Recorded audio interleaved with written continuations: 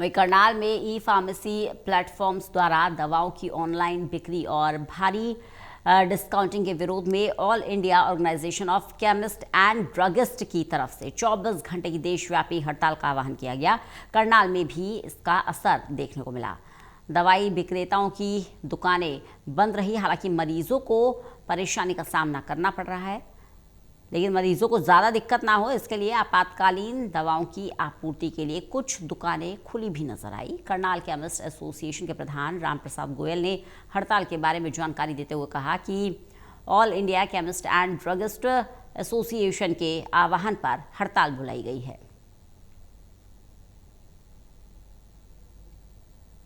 India की सारी दवाई की दुकानें बंद रहेंगी। ये लड़ाई हमारी जो ऑनलाइन की बिक्री हो रही है उसको रोकने के लिए है, जो कि पेशेंट तक पूरी दवाई ठीक से नहीं पहुंच रही। एआई के थ्रू कुछ प्रिस्क्रिप्शन मॉडिफाइड होके असली और नकली का विवरण बिना हुए पेशेंट तक सस्ती दवाई पहुंच रही है। सस्ती से हमें कोई मतलब नहीं है, पर दवाई ठीक हो वो पहुंचे। लेकिन बदनाम उसमें जो है ऑथोराइज्ड केमिस्ट ही होता है कि वहां से दवाई असली नहीं मिल रही।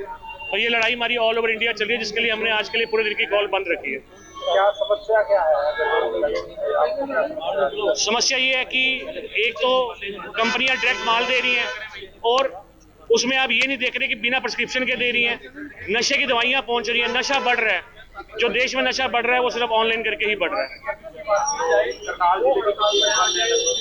1500 से 2000 के बीच में दुकानें, इंटीरियर, इंद्री, नीलोखेड़ी, तरावड़ी, गुरोंडा कंप्लीट बंद है। कितना असर मानते हैं आपके?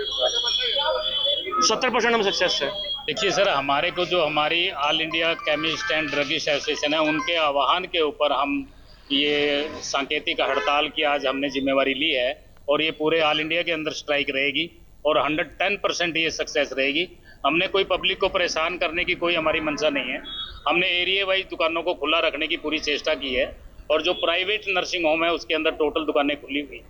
हमारा तो मेन जो पर्पस गवर्नमेंट का ध्यान आकर्षित करने का ये है कि भी ऑनलाइन जो मेडिसिन है वो अंधाधुंध हमारे यंग जो बच्चे हैं उनको ना मिले, जिससे उनको नशे की प्रवृत्ति उनकी तरफ डे बाय डे बढ़ती जा रही है। और जो आम कस्टमर है वो डिस्काउंट के चक्कर के अंदर वो फंस जाता है और उसको वो जो डॉक्टर ने मेडिसिन लिखी होती है वो मेडिसिन ना मिलके उसका सब्स्टिट्यूट मिलता है।